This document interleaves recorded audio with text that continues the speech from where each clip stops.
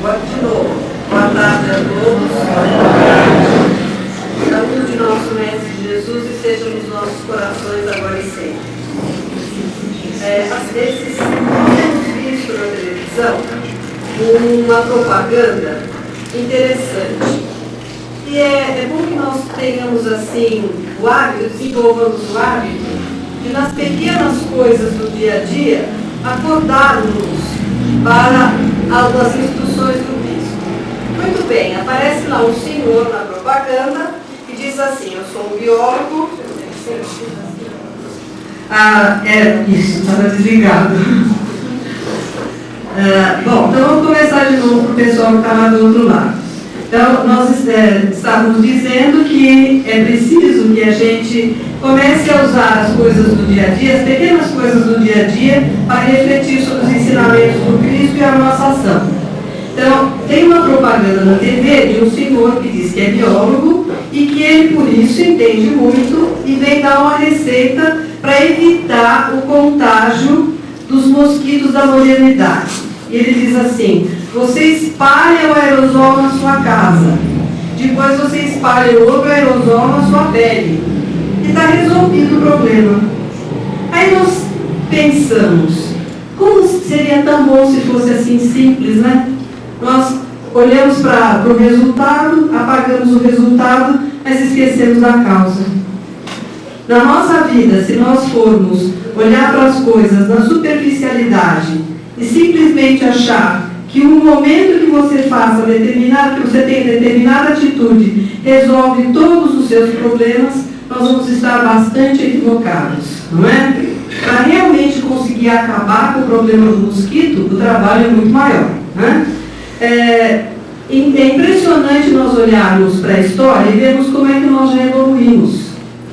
E olhar para a história e ver como a gente já evoluiu para ter certeza que pode evoluir mais, que pode construir melhor e fazer mais. Pensemos na Idade Média, quando havia um problema seríssimo de falta de higiene no mundo e apareceram muitos ratos, se desenvolveram muitos ratos e apareceu a peste bubônica. E a peste bubônica acabou com milhares de criaturas, porque as pessoas ainda não conheciam hábitos de higiene, porque elas não conheciam não sabiam o valor do relacionamento com outras pessoas. Então é simples, eu passo um negócio na minha pele, eu limpo a minha casa e o resto das pessoas, pronto, acabou, não me preocupo mais com ninguém. Então eles não conheciam a história do relacionamento entre as pessoas, do que é, o que significa cada pessoa para cada um de nós. Mas nós já estamos melhores. Lá no Evangelho segundo o Espiritismo, naquela passagem da menina cega, o cura de Ars diz assim: vós sois hoje muito melhores do que erais há 100 anos. Ele já falou isso há bem mais de 100. Então nós já estamos melhores do que éramos. Nós 100 anos à frente melhores. É preciso então que nós comecemos a colocar isso em prática, de uma maneira efetiva. Nós estamos aqui hoje buscando o reequilíbrio das nossas forças. É isso que nós procuramos aqui, não é? O reequilíbrio das nossas forças, curando os nossos corpos físicos, mas reequilibrando a nossa mente, para que nós possamos não só vir aqui, o Dr. Gans passa o aerosol em nós, né? E nós simplesmente voltamos a semana que vem para ele passar de novo o aerosol. Mas a causa de tudo isso precisa ser resolvida, né? Então nós precisamos começar a descobrir qual é a nossa parte no processo. Como é que nós vamos, o que eu tenho que fazer aqui para melhorar isso? E vamos falar a verdade, tem algumas situações que a gente realmente não sabe o que fazer, né? Não sabe mesmo o que fazer. Muito bem, o nosso tema de hoje fala, quando a gente falou da história e falou que a peste bubônica acabou com milhares, a peste veio e jogou uma sombra escura em cima da humanidade, né? Agora, com o mosquito, com as mudanças, com todas as coisas que nós estamos vivendo na atualidade, principalmente no Brasil, houve aí um momento em que se espalhou uma sombra sobre nós. E nós ficamos muito preocupados. Em alguns momentos, as pessoas, ou algumas pessoas, ou a maioria das pessoas, titubeou em relação à segurança. Titubeou em relação à esperança. titubeou em relação à fé. Que será que vai ser de nós? Né? Então, quando nós paramos e pensamos, o que será que vai ser de nós? Como é que isso vai ser resolvido? Isso aparece a insegurança, o medo, é porque nós esquecemos de que quem está no leme deste planeta é a maior expressão de perfeição que nós já conhecemos. Então, hoje, nós vamos falar, o nosso tema hoje fala de luz e da nossa luz. Como usar a nossa luz para acabar com a sombra. O tema é a candeia viva. E ele está baseado no Evangelho de Mateus, no capítulo 5, item 15, que diz assim: ninguém acende a candeia e a põe embaixo do módio, mas coloca em cima do velador para que ela alumie a todos. O que isso quer dizer? Ninguém pega a lamparina. Todo mundo aqui conhece lamparina? Acho que sim, né? Então, ninguém pega a lamparina e põe embaixo do móvel, mas põe em cima do móvel, num lugar mais alto, para que ela possa iluminar toda a casa. Não é isso? Então, a candeia, e essa candeia, a luz que nós estamos tratando aqui, é a luz do mundo. É a mudança do mundo através da luz. Jesus, quando alguém perguntou para ele qual era o maior de todos os mandamentos, ele disse que era o primeiro. E o segundo, semelhante ao primeiro. Vocês se lembram quais eles são? Jesus veio para trazer o amor. E o amor é a luz. O amor é a luz. Mas vejam bem, vamos voltar lá na lamparina, na candeia. Para a lamparina poder ficar acesa, é preciso ter óleo. Né? E é preciso que o óleo queime para fazer a luz. Para nós termos essa luz aqui, é preciso que a usina esteja funcionando e mande eletricidade para nós, e nós temos condições de receber eletricidade aqui. Não é verdade?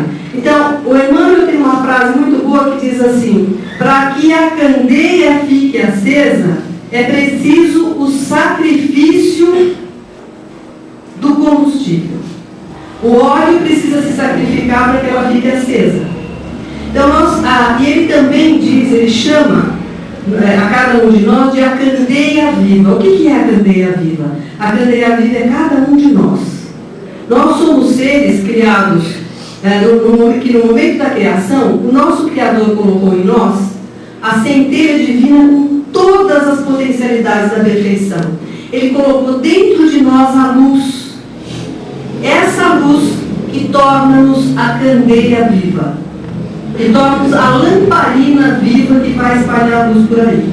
Então, quando nós pensamos em nós como candeia viva, como luz viva, nós pensamos qual que é o combustível. Qual que vocês acham que é o combustível dessa candeia? Dessa lamparina que somos nós? Alguém sabe? Alguém? A fé? A fé é um dos componentes, mas na verdade a luz que essa candeia expande é a luz divina que o Criador colocou em nós. Mas quem desenvolve essa luz somos nós. Através do quê? Das nossas realizações, dos nossos atos, aquilo que nós fazemos é o que vai queimando, o que nós vamos queimando são os nossos sacrifícios, como diz Emmanuel. Se o óleo não se sacrificar, não vai ter luz na lamparina. É preciso que os sacrifícios que nós realizamos, as atividades que nós desenvolvemos, a maneira como nós tratamos a vida e os nossos semelhantes, é que nos fará nos mantermos como candeia viva. E é preciso, quando nós pensamos, eu gostei muito dessa história de você só passar um negócio em você e esquecer o resto, né? Esquecer os outros todos. E tem uma frase do Emmanuel que eu gostaria de ler para vocês, que mostra muito marcantemente a nossa responsabilidade como candeia viva em relação a nós mesmos, mas em relação a todas as criaturas que estão conosco. Não só por elas, mas principalmente por nós mesmos. E ele diz, está no livro O Roteiro, que foi escrito em 1952. Tinha gente que nem tinha nascido aqui ainda, né? Eu era um bebezinho. Então, o Espírito, ele diz assim: o homem permanece envolto em largo oceano de pensamentos, nutrindo-se de substância mental em grande proporção. toda criatura absorve sem perceber a influência alheia nos recursos imponderáveis que lhe equilibram a existência. Estamos assimilando correntes mentais de maneira permanente, de modo imperceptível, ingerimos pensamentos a cada instante, projetando em torno da nossa individualidade as forças que acreditamos em nós mesmos. Então é aquilo que nós temos em nós que nós vamos dividir com as pessoas. É do nosso, é o combustível nosso que vai fazer luz ao nosso redor. Portanto, é preciso que nós tenhamos assim, bastante clareza de quem somos, de quais são os nossos recursos e quais são os nossos dons. Porque quando fala assim, olha, você faz parte da humanidade e a sua tarefa nessa humanidade é importantíssima. Você veio aqui para aumentar a luz do mundo. Você veio aqui para aprender a amar, para estender a sua capacidade de amar, a fim de que o amor mude o panorama do mundo. Dá um certo frio na perna, não dá? Puxa vida, mas eu tenho tão pouco. Ou então eu estou numa fase agora que eu estou muito doente. Eu não tenho condição de fazer nada por ninguém. Não estou tendo nem muita condição de passar o spray em mim. Então, quando nós pensamos nisso, nós anulamos a nossa lamparina interna. A nossa luz interna é diminuída quando nós a negamos. Então, eu não sei como fazer, eu não tenho como fazer.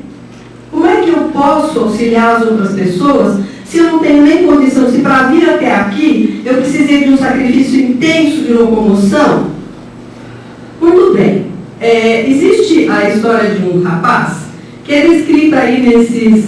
eu vi ali o livro da Lei da Atração, né, o livro das 100 causas da Lei da Atração, e lembrei-me dessa história. O rapaz que caiu do avião, vocês conhecem essa? Caiu do avião e quebrou inteiro, todo quebrado. Aí ficou lá no hospital e disseram para ele assim, olha, a gente não tem nem noção se você vai consertar. Ele falou assim, como é que eu tenho que sair daqui no Natal? Era agosto. Falaram para ele, de jeito nenhum, você não sai daqui no Natal. De forma alguma, não tem como você sair daqui no Natal.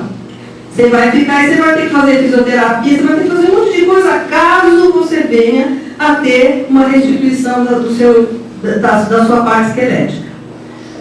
E ele ficou lá, na cama. Só que sabe o que aconteceu no final de 6 meses? Ele queria sair sozinho andando pelos próprios pés. Não deixaram porque o hospital não permite que saia andando. Tem que ir de cadeira de rodas até a porta. Como é que ele conseguiu? Ele passou o tempo todo dele trabalhando a luz interior. Ele passou o tempo inteiro fabricando combustível para poder transformar-se novamente numa candeia luminosa que tivesse condição de sair dali. E olha, só dele contar para todo mundo a história dele depois, já aconteceu uma grande mudança. Porque traz esperança para qualquer pessoa. Se ele pôde fazer uma mudança tão grande, eu posso acabar com a dor no meu tornozelo. Se ele pôde sair de lá em 6 meses, praticamente inteiro, eu posso usar os meus recursos internos para conseguir vencer todos esses entraves que estão colocados na minha vida agora. Porque o Evangelho diz que nós escolhemos as nossas provações. Né? Nós estamos aqui fazendo um trabalho de melhora íntima através de caminhos que nós escolhemos. Nós escolhemos a forma como nós íamos fazer isso. Só que chegou aqui, a gente esqueceu, ficou tudo muito difícil, né? Mas se lá a gente achou que podia, às vezes a gente dizem os amigos espirituais, nós estamos lá em cima, você vai agora voltar para a Terra e vai fazer uma porção de modificações, a gente faz uma lista que pega a mesa inteira do que a gente quer fazer. Eles olham aquilo e falam, meu Deus do céu, que equívoco, né? Aí você fala, não, eu faço tudo, pode deixar. Eles vão e cortam uma lista para menos da metade. Então veja bem, quando nós chegamos aqui, nós chegamos com metade da lista que nós escrevemos no início. Então tenhamos certeza que nós somos capazes de fazer. Porque a nossa força interior indicava que nós faríamos a lista inteira. Quando a aprovação está muito difícil, quando a dor está muito difícil, parece que a doença não vai embora de jeito nenhum.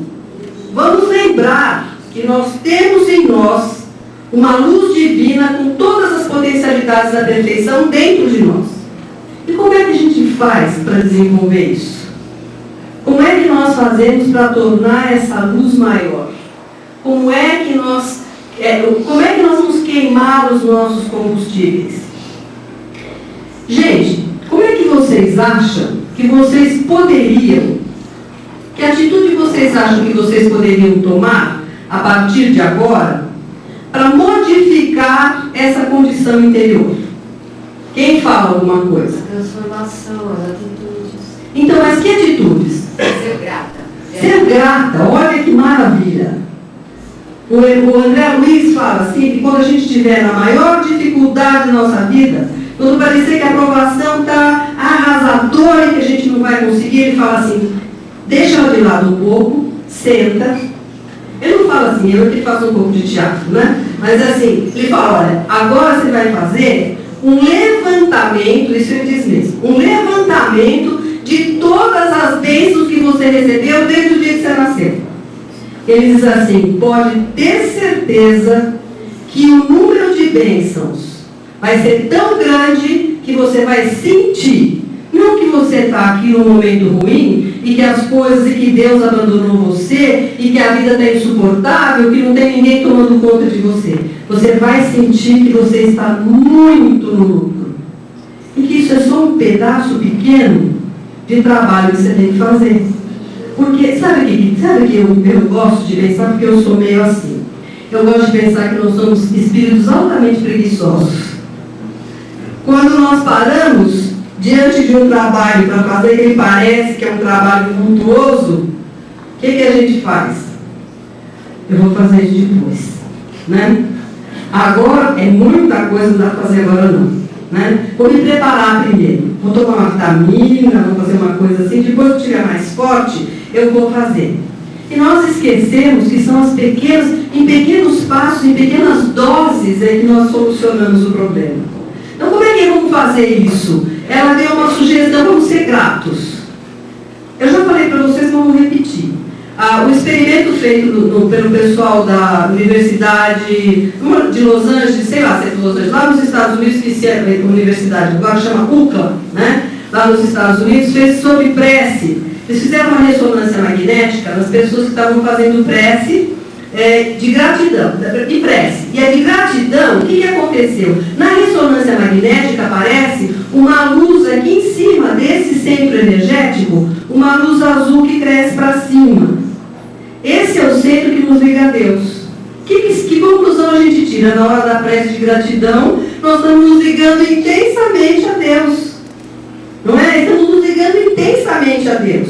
E a Joana tem uma frase ótima sobre isso, uma frase ótima que diz assim, ó, a presença de Deus nos proporciona paz, aumentando as resistências humanas para os embates cotidianos. Sutil, eu vou essa parte, vamos ler bem devagar para todo mundo gravar.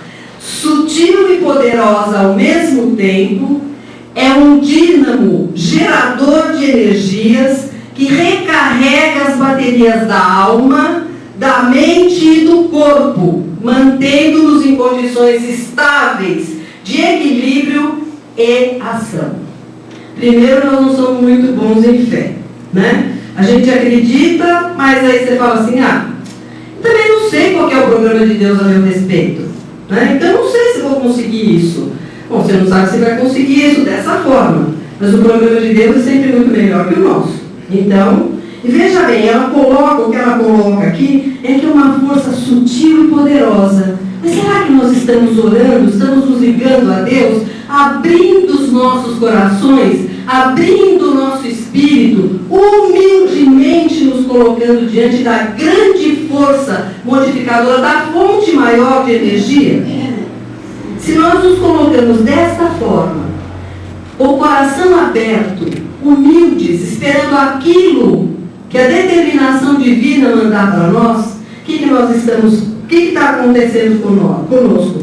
eu estou calma, eu estou relaxada, eu não estou pedindo com aflição, eu não estou achando que não vai dar certo, eu simplesmente estou me entregando a Deus, como nós fizemos agora há pouco aqui.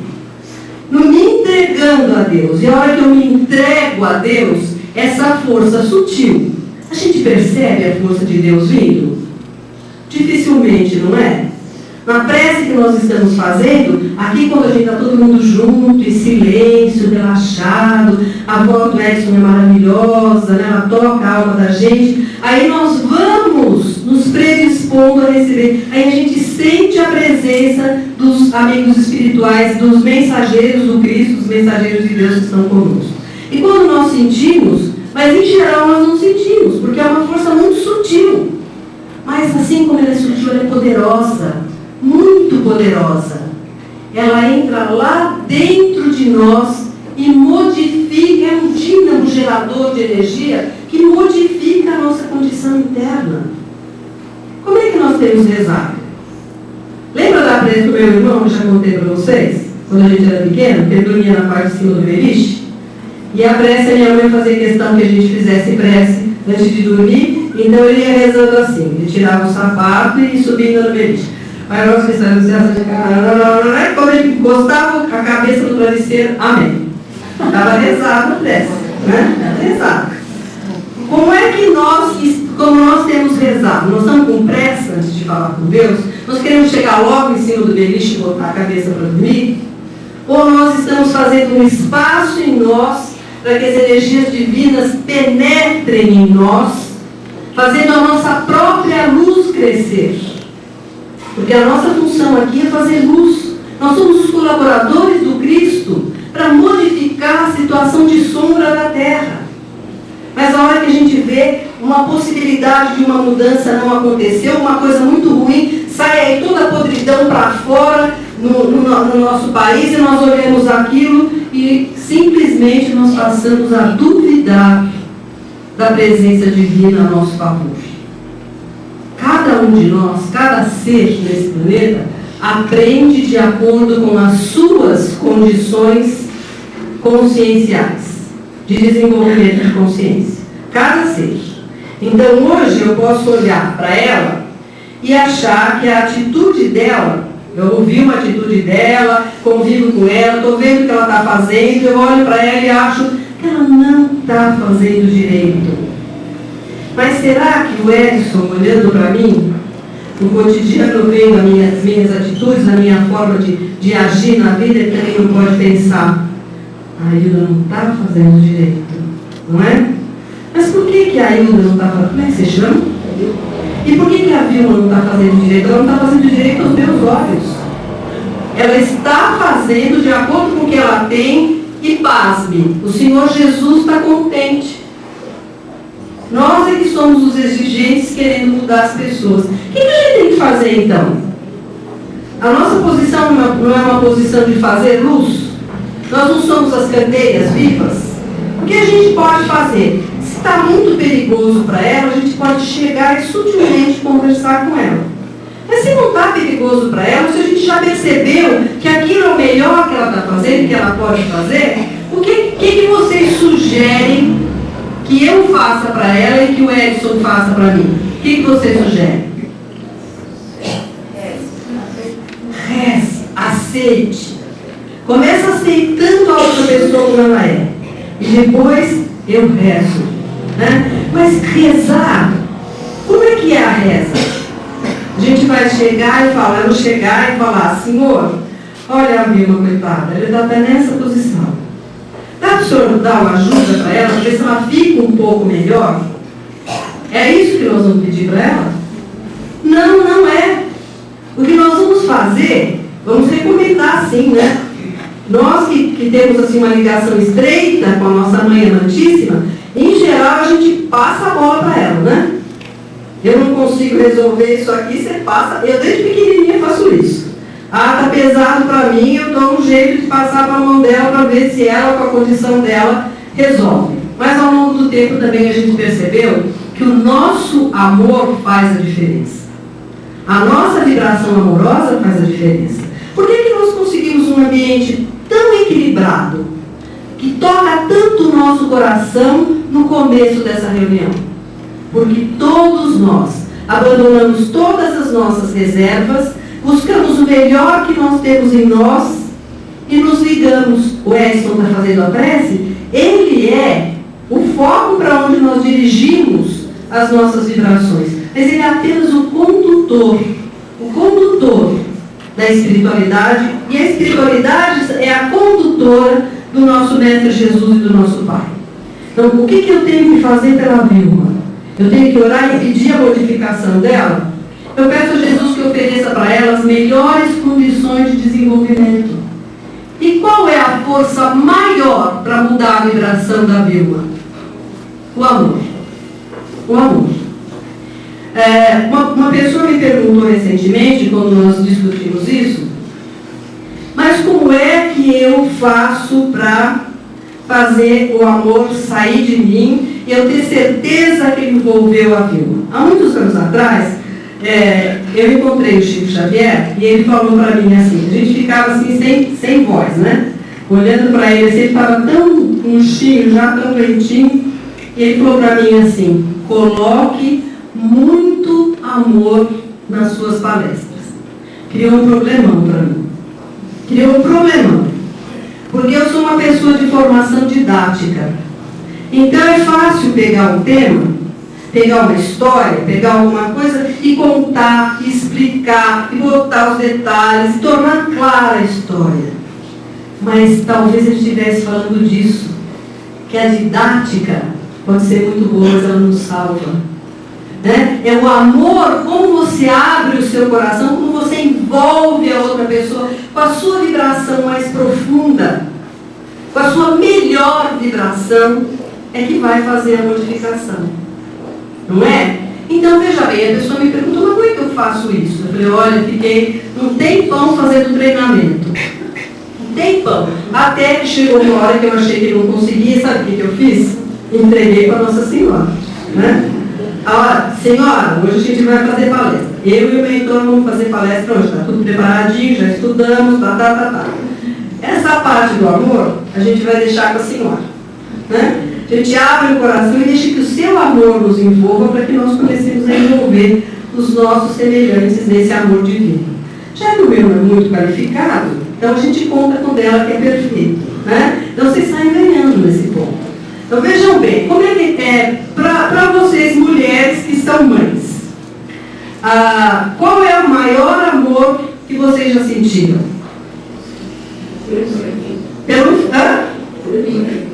Pelo filho, não é? Vocês filhos, por quem vocês sentiram o maior amor?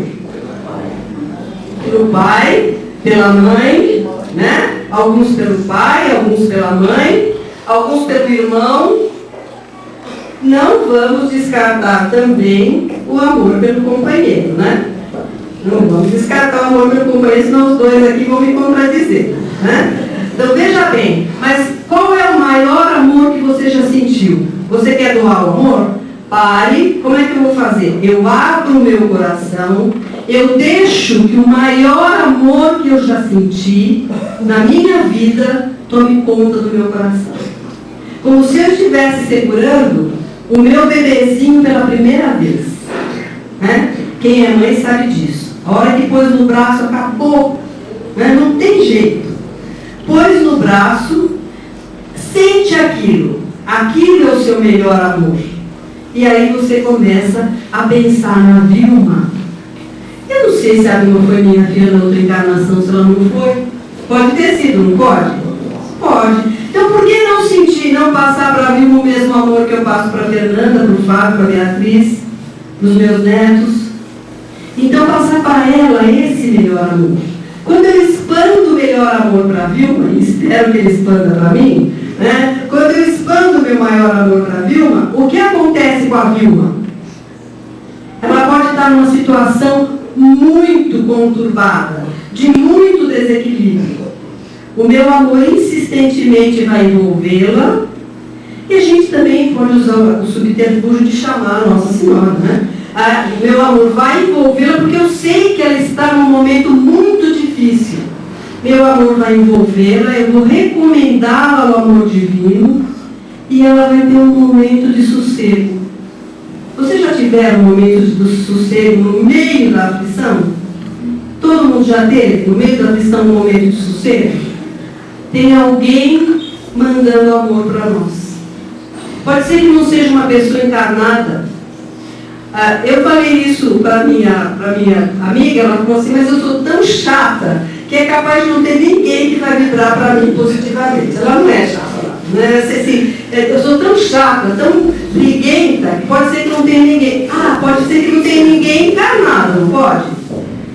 Mas quando a gente veio para cá, escolhendo aquilo, tá, ficou uma equipe lá em cima que ama a gente. E mais, tem alguém que nos ama incondicionalmente. A nossa mãe espiritual, o nosso Senhor Jesus, o nosso Pai Celestial. É amor incondicional. Você pode ser uma porcaria de filho, mas ama assim mesmo. Não ama? É assim mesmo que faz. Então, nós somos a cadeia divina. Nós estamos aqui para iluminar o mundo. Se eu pudesse fazer aqui agora, passar um scanner, né? Vamos passar um scanner aqui para ver a luz de cada um. Como vocês acham que a luz de vocês ia refletir? Pequeno, médio, grande? Médio? Ninguém falou pequeno, tá vendo? Essa é a confiança que nós desenvolvemos. Lá quando o cura de Armes, naquele tempo, se ele perguntasse para nós íamos dizer assim, muito pequeno. Porque tinha uma mania de gente espírita dizer que não era nada, né? Você é espírita, não, estou tentando. Você faz parte, mas estou começando. Não tenho condição de assumir nada porque estou só no começo, né? Então, isso não é modéstia. Isso é preguiça, né? Isso é preguiça. É insegurança. Então, nós estamos com uma luz média, não é? Tem um médio mais ou menos, tem um médio pequeno e um médio alto, não é? Porque também tem que ter uma escala. Muito bem, o que nós vamos fazer com essa nossa luz, para aumentar essa nossa luz? Tem alguém aqui que está precisando perdoar alguém? Ninguém? Que maravilha! É uma corajosa ali. Todos nós, em algum nível, estamos precisando perdoar alguém, não é? Então, para fazer luz, vocês acham que mágoa no coração, além de como diz a Joana de Anjos, poder dar distúrbio de pressão arterial, né, tornar a pressão arterial alta, gerar, conforme vira ressentimento, gerar câncer, além de tudo, ela empana a nossa luz. Porque a mágoa é escura, a falta de perdão é escura. A raiva, pode sentir raiva, mas rapidamente cultivar não pode, né? Então, nós sabemos o que nós podemos e o que nós não podemos fazer, o que nós devemos e o que nós não devemos fazer. É só começar. Nós sabemos de todas as virtudes que nós estamos desenvolvendo. É só começar aos pouquinhos, aumentando essa luz. E veja, a coisa mais magnífica disso tudo é que a lei de ação e reação nos diz que tudo aquilo que você faz para o outro, você recebe igualmente, né?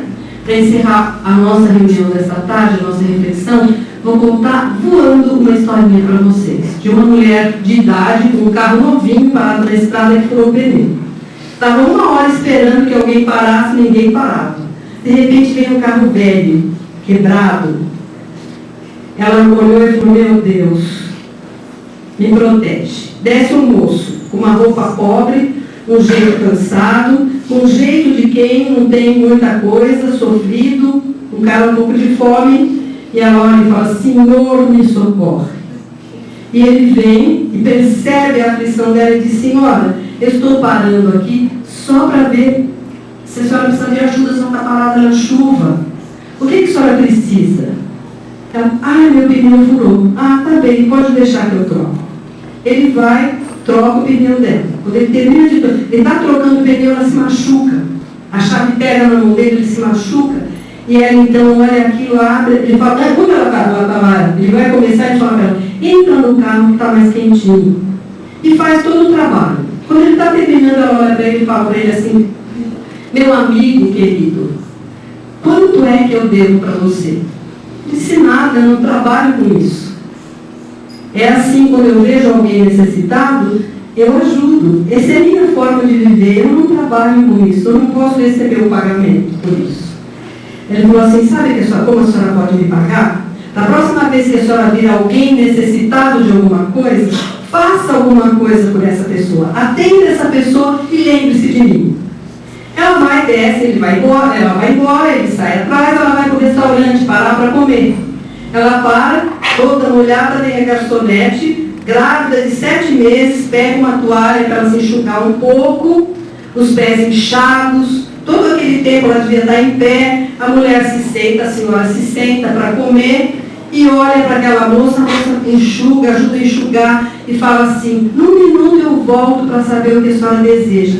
Só um instantinho, por favor. Ela fala, meu Deus, mas como que uma pessoa nessa situação, em pé esse tempo todo, nem me conhece, nem sabe quem eu sou, consegue ser tão gentil comigo? Aí ela lembrou do Renato, o moço que tinha atendido a ela. Ela falou assim, ah, tá bom. Aí ela deu 100 reais para a moça cobrar lá o dinheiro. Ela foi cobrar o quanto era, e quando ela cobrava, ela foi embora. Quando ela falou, a moça voltou, viu o guardanapo escrito e 4 notas de 100 reais embaixo do guardanapo. E no guardanapo estava escrito assim, você não me deve nada, eu tenho tudo o que eu preciso. Hoje eu recebi uma grande ajuda de Deus. Então eu quero que, simplesmente que você, de uma próxima vez, que você encontrar alguém precisando, você faça alguma coisa por essa pessoa e pense em mim. Depois do turno todo, a moça volta para casa, felicíssima, porque não tinha dinheiro nem para ter um nenê. Ela chega, o marido está cansadíssimo dormindo, ela deita do lado dele, abraça ele, dá um beijo bem gostoso nele e diz assim, dorme em paz, meu querido, os nossos problemas estão resolvidos. Dorme em paz, meu amor. Tenha um bom sonho, Renato.